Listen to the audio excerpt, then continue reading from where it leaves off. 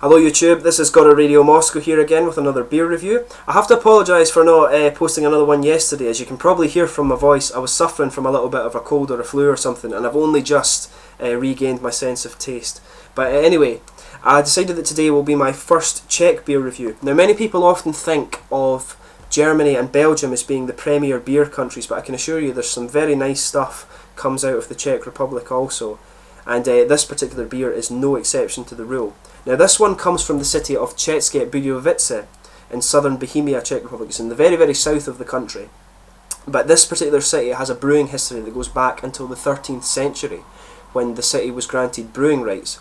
I'm not sure if you'll know this, but there is the Budweiser trademark dispute. And this particular city that I mentioned has two different breweries. The first one was Budweiser Burgerbrau, which was founded back in 1795 by German speakers in the city. This beer is from the Budweiser Budvar brewery, which was founded in 1895 by Czech citizens of the city. And the trademark dispute also involves the American brewery, which is owned by Anheuser-Busch. And this was founded in 1876. So as you can see, this particular brewery is the youngest out of the three that are involved in the trademark dispute. Now, the word Budweiser basically is the German way of referring to something from this particular city, while Budějovický means the same in Czech. But this whole thing, it basically led to the Budweiser trademark dispute. And because of this, this particular beer has three different names worldwide. In the European Union, it is known as Budweiser Budvar, which is obviously the one I have. In the United States and Canada, it is known as Czechvar, and it's known as Budějovický Budvar. I'm sorry if that pronunciation's wrong, but it's known as that in other countries such as Australia and New Zealand. But because of these disputes, the American Budweiser is labelled Bud in all European Union markets, except for Ireland and the United Kingdom. Now, the European Union recognises Budějovický Budvar as a product with protected geographical indication, and this means that the name Budweiser can only be used commercially for products that are from this specific region. Now, in early 2007, Anheuser-Busch and Budvar reached an agreement, and that meant that Anheuser-Busch would market the Budvar/Czechvar, this beer, in the United States and several other countries for an undisclosed fee. But however, this would not affect the ongoing trademark dispute, which involved lawsuits. But Anheuser-Busch tried to register the term Budweiser as a community trademark in 2009, and this was rejected by the European Union, and they also appealed it. But this was rejected again in 2010, and that's basically the history so far of the Budweiser trademark dispute.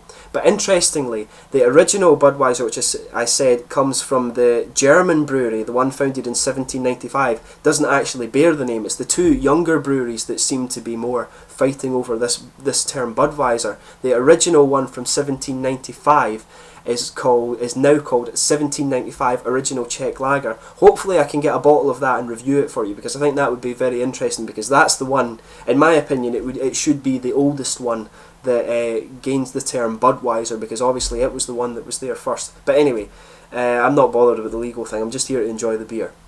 But anyway, I'll just let you have a little look more at the bottle of this one. Not sure how clearly you can see it there, but there's some really nice little things on this. You can see at the top, this sort of foil top is quite common on Czech beers. There's another brewery, Krušovice, who also use this particular style with the foil caps. You can see there's the little city symbol, or the little brew house symbol on the top there that has the little sort of, it almost looks like the Lion Rampant of Scotland actually. And it's a really nice bottle, this one actually. I really quite like this bottle. I'll just open this guy up for you and we can give him a taste. Let me see. Oh, he's struggling with that one there. Okay. Getting a little bit of bubbling out of this. The cap for this one isn't very exciting. I don't know. I'll just check that this has focused well enough. There's not very much to this. This one's bubbling over. Okay, but yeah, there's not very much to the cap on this one. I'll just get it poured before it goes crazy. Okay.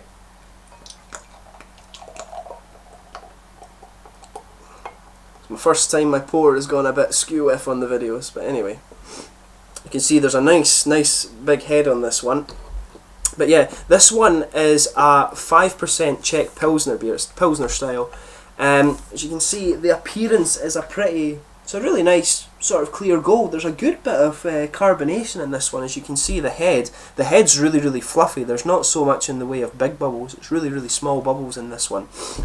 But the head seems to have a fair little bit of retention actually, but that was a bit of my pour was a little bit screwed up there, I have to say. Just went kaboom, but I'll just get a little bit more of this out. We'll see how the head progresses as the video goes along. But anyway, I'll just get the nose off of this one. It's you can smell some quite sweet malts in this. There's some, it smells quite grainy, to be honest, I would say. It's kind of, there's a little hint of maybe of some citrus in there as well. But yeah, very sweet malts. It's a little bit grassy.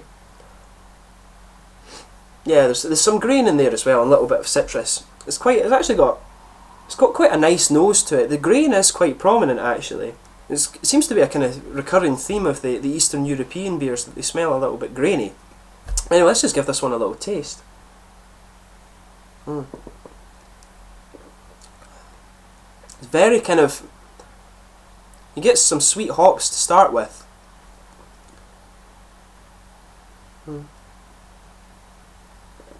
There's some grassiness in there as well, I would say. There's a little bit of there's a little hint of caramel actually. It's a very, very nice beer. I've had this one on draft before, and it's even better on draft actually. But that's quite common for a beer to be better on draft, I would say. Yeah, as I say, sweet hops to start. Some grassiness with a little bit of hint of caramel in there. I'd say that probably comes from the malt in it. It's got a slightly kind of slightly bitter aftertaste to it. Not anything really prominent. It's quite it's a very crisp and a very light one on the mouth. It's a very, very drinkable beer. The carbonation in this one's just right. The thing that's good about this one that I liked when I had it before is there's not a particularly dominant flavour in this one.